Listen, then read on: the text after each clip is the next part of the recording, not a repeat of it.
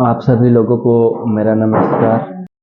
जी हाँ, यह बिल्कुल सत्य बात है। आइए जानते हैं कैसे और क्यों इसकी शुरुआत हुई है। इसके लिए चिकित्सक कुछ आगे बढ़े, जैसे एंजाइटी, डिप्रेशन, स्ट्रेस की दवा, सिजोफ्रेनिया की दवा, ये इलाज करना प्रारंभ किए थे। इसी तरह इस पदार्थ के सेवन का भी जो नशा है, जो बीमारी है, इसका भी इलाज करने के लिए जब कुछ लोग आगे बढ़े पढ़ लिख के, वो हॉस्पिटल में गए, बड़े बड़े संस्थानों में गए, वहां पे वो लोगों ने तो ठीक किया। और कुछ अर्ध शिक्षित लोग, जिन्हें कुछ दिन वहां पे रहने या स्वयं ठीक होने के बाद ऐसा लगा कि नहीं, मुझे ऐसे लोगों का इलाज भी करना चाहिए, और जो चल दिए अपना एक नशा मुक्ति केंद्र खोल दिए। वो भूल किया कि आज से 10-15 साल पहले की चिकित्सा पद्धति इतनी आगे नहीं थी, टेक्नोलॉजी इतना ज्यादा आगे नहीं था कि व्यक्ति के हर पहलू को, किसी बीमारी के पीछे जो कारण है, उनके हर पहलुओं को समझा जाए, उनका बेहतर ढंग से निवारण किया जाए। इतना आगे नहीं था चिकित्सा पद्धति। नशा मुक्ति केंद्र खोला गया, जिसमें 2-4 रूम रहते थे, एक ऑफिस रहती थी और 2-4 स्टाफ रहते थे। हालत ये थी कि जो व्यक्ति घर पे किसी को नहीं समझा, स्वयं को नहीं समझा, माता पिता, भाई बहन, पत्नी से लड़ाई करके वो मादक पदार्थ का सेवन करता था, आज वो व्यक्ति हमारे चिकित्सा के स्थान पे आके भर्ती हुआ है।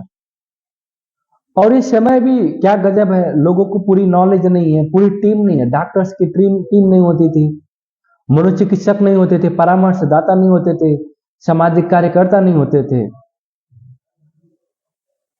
और वो लोग चिकित्सा के लिए अपना एक संस्थान खोल देते थे और चिकित्सा की प्रक्रिया प्रारंभ कर देते थे।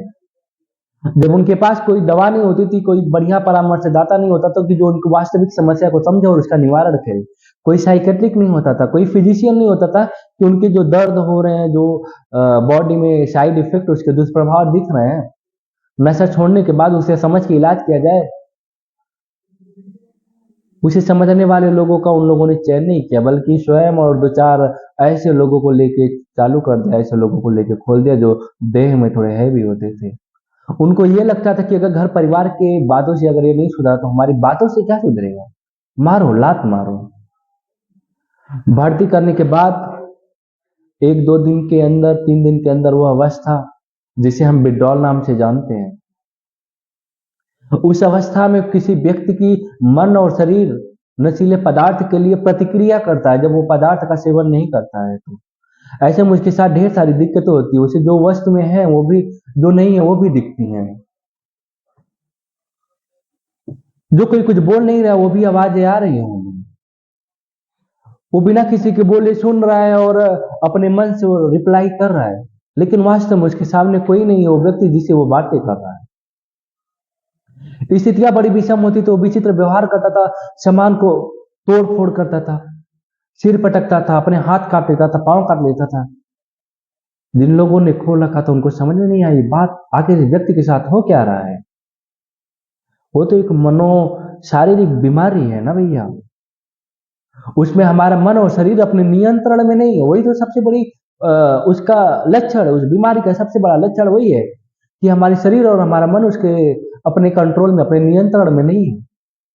और वो लोग समझाते थे, नहीं ऐसा मत करो, हाथ मत कर, तो गलत है, हमें गाली मत दो, गलत है, किसी को बोलो मत, गलत है। लेकिन वो कहाँ मानने वाला, क्योंकि वो तो अनियंत्रित है, अनियंत्रित है, वो उसका नियंत्रण उस पे नहीं है, तो कहाँ सामने वाले की बात हमें समझ में आए, उसे समझ में क्यों आएगी। अब यहीं से लोगों को लगा कि मन का बढ़ा हुआ है, घर पे मन का बढ़ना था और मारपीट करता था घर वालों से, क्योंकि घर पे भी जब पदार्थ लेने से रोका जाता था तो उसकी वही प्रतिक्रिया रहती थी, तोड़ फोड़, गाली गलौज, उल्टी होना, पसीना, पेट में दर्द, ऐठन। आज भी वही प्रतिक्रिया करेगा वो उस मादक पदार्थ को छोड़ने के बाद। घर पे भी लोग मारे पीटे रहते थे, नशा मुक्ति केंद्र वालों को भी यही पता रहता था कि मारो, और वो बेहद मार देते थे। बेहद बोले तो बेहद, 2-4 पड़ाके में काम चलने वाला नहीं, बेहद मारते थे। उसको डर के मारे थरथरा उठता था, कांप उठता था। वो डर के मारे उसके अंदर, शरीर के अंदर इतना डर बैठ जाता था कि दूसरी अनचाही प्रतिक्रिया भी वो प्रदर्शित नहीं कर पाता था। जैसे हमारी एक अंगुली टूटे, अभी हमें दर्द होना चालू हो और क्षण बाद ही हमारा हाथ भी टूट जाए तो हम अंगुली छोड़ के हाथ को हम पकड़ लेंगे कि हाथ में बड़ी हड्डी है, बड़ा स्थान है, वो मोटा, वो ज्यादा टूटा है, वो ज्यादा पेन दे रहा है, तो हम छोटे दर्द को भूल जाएंगे। इसी तरह नशा मुक्ति केंद्रों में जब मारा गया, बेहद मारा गया, अपने विड्रॉल वाले दर्द को भूल के वो लोग उस मार के दर्द को फील करने लगे, उसका निवारण करने को सोचने लगे। डर के मारे, भय के मारे वो शांत बैठ गए। उनका दिमाग अस्थायी हुआ कुछ पल के लिए। नशा मुक्ति केंद्र वालों के दिमाग में ये बात बैठ गई कि मारो तो ये सुधरेगा, तब से ही बैठेगा। और ये प्रतिक्रियाएं एक दो बार नहीं, सैकड़ों बार चली। उन्होंने जाके ज्ञान दिया कि मारो, ऐसे लोगों को मारो और मार के बांध दो। इस तरीके से हमारे गांव समाज में ये अफवाहें फैलना प्रारंभ हुई। और फैली कब? जब वो व्यक्ति पस्त हो गया कि नहीं, हमारा निवारण यहाँ नहीं हो रहा है, हम मर जाएंगे चले, लेकिन हम दीवार फान के भागेंगे जरूर, हम लॉकर तोड़ के भागेंगे, हम लोगों को मार के भागेंगे, हमारी जान भी चली जाए लेकिन हम भागेंगे। और व्यक्ति भागने के बाद थाना, पुलिस, गांव समाज को जुटाता और बोलता, अपने दर्द, अपनी चोट को दिखाता कि हमारे साथ ऐसी प्रताड़नाएं, हमें ऐसे प्रताड़ित किया गया, हमें ऐसी प्रताड़नाएं दी गई है। और जब वो दर्द, टूटी हुई हड्डी, शरीर पे छाले, फफूले दिखते थे तो लोग, घर के लोग पागल, वास्तव में इसे तो मारा गया है। पुलिस थाना आते थे, सुलह सपाटा होता था, व्यक्ति घर जाता था, 100 लोग को अफवाह फैला दिया कि नहीं वहां पे मारा पीटा जाता है। और 100 लोग इलाज कराने से बच गए, कतराने लगे कि नहीं वहां पे नशा मुक्ति केंद्र में तो मारा जाएगा। लेकिन बात यहाँ पे कहाँ रुकने वाली है? बात यह है कि वो व्यक्ति जो मादक पदार्थ का सेवन करता है, जो उस पर आश्रित हो चुका है, वो तो ये बात समझने वाला नहीं है, आम बातों से वो बात नहीं मानने वाला है। 2-4 महीने, 6 महीने, 10 महीने लोगों ने उसे इग्नोर किया, निगलेक्ट किया कि नहीं इसे नशा मुक्ति केंद्र में नहीं भराना, इसका इलाज इधर कहीं घर पे किया जाए, घर पे बैठा दिया जाए, लेकिन नहीं वो मानने वाला, क्योंकि वो तो मानसिक बीमारी है। उस अवस्था में हमारी सोच समझ ही नहीं है कि हम क्या करें। और घर वाले भी कितना पढ़े लिखे कि जानिए मानसिक बीमारी अभी कुछ इस प्रकार की होती है जिसे अपना गांव समाज मन के बढ़ने का नाम दे रखा है।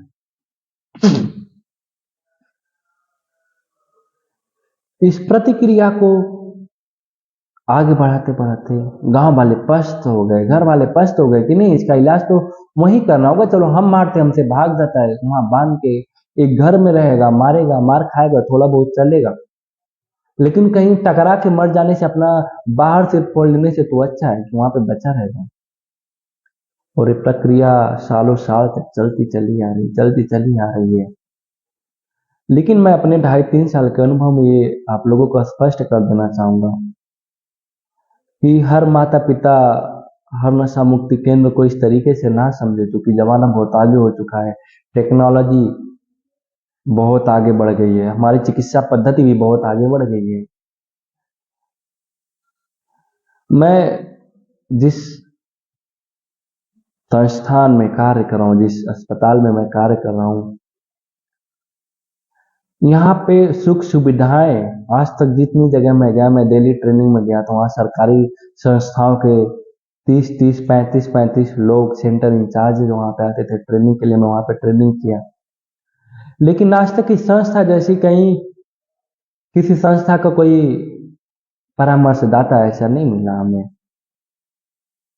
किसी संस्था का संस्थापक ऐसा नहीं मिला जो यहाँ पे मैंने देखा, यहाँ पे जो सुख सुविधाएं, जो टीम, जो कार्य करने का तरीका बेहद अलग है,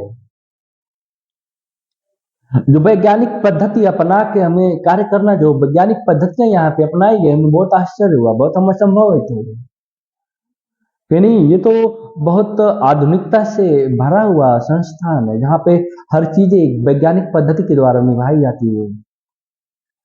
यहाँ पे एक मनोचिकित्सक, एक मनोशरीर चिकित्सक, एक शरीर चिकित्सक, एक नेचुरोपैथी में डिप्लोमा की हुए एक डॉक्टर, एक म्यूजिक थेरेपिस्ट, संगीत चिकित्सक, डांस, जो कराते हैं, म्यूजिक वगैरह कुछ इस तरीके का बजाते हैं। एक समाज चिकित्सक जो सोशल साइकेट्रिक या सोशल साइकोलॉजिस्ट या सोशल वर्कर, यहाँ पे पूरी टीम का गठन किया गया और यहाँ पे जो जूनियर स्टाफ है, जो bouncer, ward boy, care taker, उन लोगों को भी अच्छी खासी ट्रेनिंग चली है कि अगर कोई व्यक्ति आपके पास इलाज के लिए आता है, वो जरूरतमंद है, उसे इलाज की जरूरत है, तो हमारा फर्ज बनता है कि हम एक चिकित्सा पद्धति का पालन करते हुए उस व्यक्ति के हर समस्याओं का निदान करें। ये संस्था सर्वप्रथम व्यक्ति को लाने के बाद ब्लड टेस्ट कराती है, जिसमें उनकी किडनी, लंग, लीवर, पेट में इन्फेक्शन, मुंह में इन्फेक्शन, ब्लड में infection, HIV, AIDS, TB, sugar, urine में इन्फेक्शन, इस तरीके की समस्त समस्याओं का जांच करके एक निवारण तक पहुंचता है। एक मनोचिकित्सक आते हैं, जिन्हें एक साइकेट्रिस्ट भी बोला जाता है आप भाषा में। वो आते हैं, उनके मानसिक स्थिति का प्रॉपर तरीके से जांच करते हैं और कुछ दवाएं लिखते हैं। एक शारीरिक चिकित्सक उनके शरीर के जांच के उपरांत कुछ दवाएं लिखते हैं, जो ये प्रक्रिया 15 से 20 दिन चलती रहती है। इसी 20 के समय में काउंसलर, सोशल वर्कर मिलकर उनके घर परिवार से उनके बीते हुए इतिहास का आकलन करते हैं, इतिहास का एकत्रित करते हैं उनके इतिहास को। 15-20 दिन में हम लोग उस व्यक्ति के यहाँ होने के या उस मानसिक बीमारी से घिरने के सारे कारण को भली भांति से जांचने परखने का प्रयास करते हैं। और उस 15-20 दिन में पूरी टीम, ये पूरी लोगों का, ये चिकित्सकों का समूह मिलकर उस निष्कर्ष तक पहुंचता है कि व्यक्ति अगर आज यहाँ पे है तो इसके पीछे सामाजिक कारण था, पारिवारिक कारण था, या ये व्यक्तिगत कारण था, या कहीं बाहर चोट लग गई उसका वो कारण था।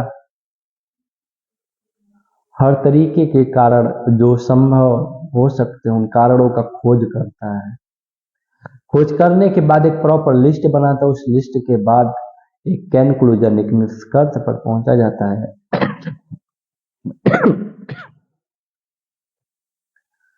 कि इनका जो इलाज की प्रक्रिया है कैसे कैसे आगे बढ़ेगी। सारी चीजें एक परामर्शदाता के हाथ में जिम्मेदारी के साथ थमाई जाती है।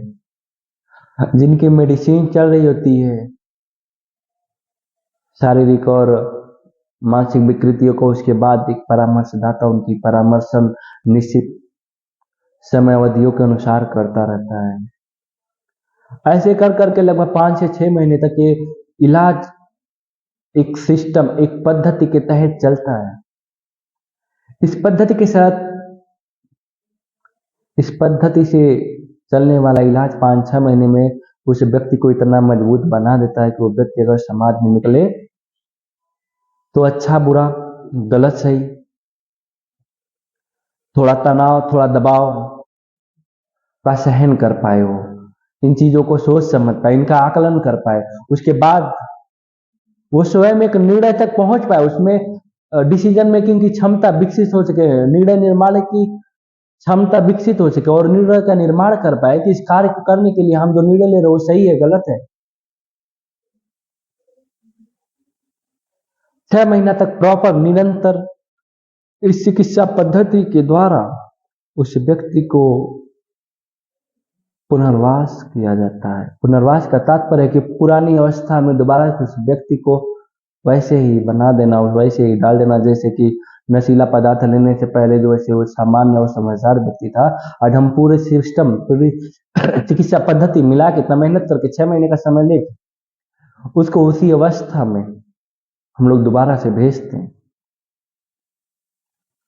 जब वो व्यक्ति दोबारा उस अवस्था में जाता है तो जाता है अपने गांव, समाज, घर में। घर वालों को एक जिम्मेदारी सौंपी जाती है कि जिस दिन आप व्यक्ति को वहां से डिस्चार्ज करा रहे हैं उसके बाद आप इनको इस अस्पताल पर, इस संस्थान पर, इस हॉस्पिटल पर लेके आए। हफ्ते में 1-2 बार, महीने में 5-6 बार फ्री ऑफ कास्ट या बिना किसी शुल्क के इनका परामर्शन कराते रहे, जिससे इनकी पीछे बताई गई वो सारी बातें इनकी वो सारी समस्याओं का समाधान करने का तरीका इनके मन में लगातार बने रहे, जिससे कुछ टाइम यहाँ और कुछ टाइम अपने समाज में व्यतीत करने के साथ साथ अपने समाज में अच्छी तरीके से ढल पाए बिना किसी रुकावट के। ऐसे करके अगर कहीं सिस्टम में इलाज हो रहा है तो व्यक्ति जाहिर से संभवतः वो ठीक हो जाएगा, हमेशा हमेशा के लिए ठीक हो जाएगा। ये बीमारी बहुत जटिल है, लेकिन ऐसा भी नहीं कि इसका इलाज संभव नहीं, इलाज संभव है। इसके इलाज में जितना एक डॉक्टर की टीम प्रतिक्रियाशील रहती, जितनी तत्पर रहती, उतना ही तत्पर परिवार वालों को और उस व्यक्ति को भी रहना पड़ता है। इसीलिए कहा जाता है कभी एक हाथ से ताली बजती नहीं, जब तक दो हाथ मिलेंगे नहीं तब तक ताली बजेगी नहीं।